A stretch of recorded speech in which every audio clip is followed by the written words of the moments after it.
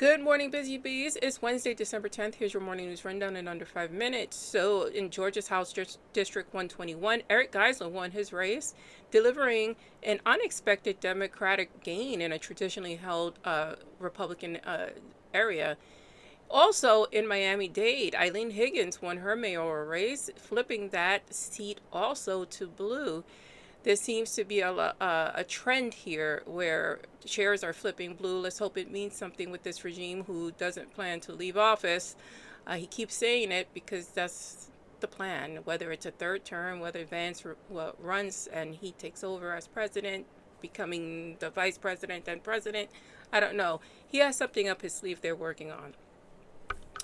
The Washington Post, as I reported last night, and this needs to be repeated, plans on loosening campaign limits. Now, this is the line of questioning, and it shows where they're leaning. Several conservative justices question whether longstanding limits on contributions to candidate and committees infringe on First Amendment protections. Funny how they care when it matters to their ideologies, right? So we have a huge problem here in the United States where these corporations and billionaires infiltrate our government, and they sway Congress's votes, the president's votes their way by bribery. That's what it is. I don't care whether you call it a donation or not, but if you give me a donation and it somehow changes my vote to something that you want, that is called a bribe. This is the last stronghold we really have on these type of donations, and let's see what happens. But it looks like the Supreme Court yet again is ruling against the American people. Admiral Holsey spoke to lawmakers behind closed doors. Now, we don't know what exactly he said, but I hope that his testimony somewhat becomes public, because I think it's important for us to understand the chain of command, what went wrong with the double tap situation. Well, I believe the president ultimately, Hegseth, gave that order.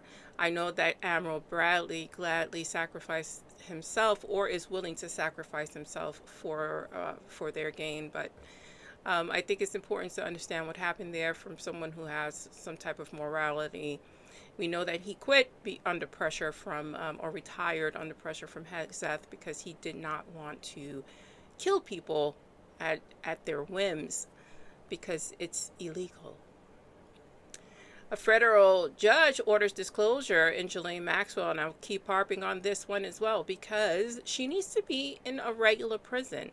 This lady went all the way up to the Supreme Court. Supreme Court said, we're not going to listen to your case, but somehow she hasn't exhausted all her legal efforts. Furthermore, where is she getting all this money?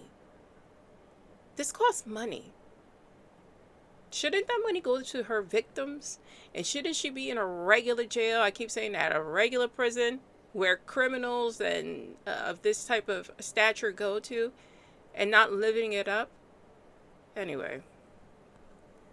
Trump said, yeah, I'm going to go after Mexico and Colombia as well, adding to his list of countries he wants to bomb for no reason.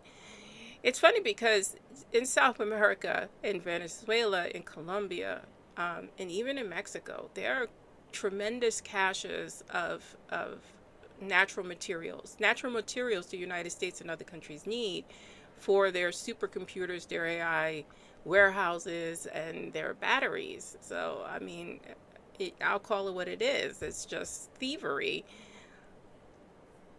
And that's it. It's just thievery.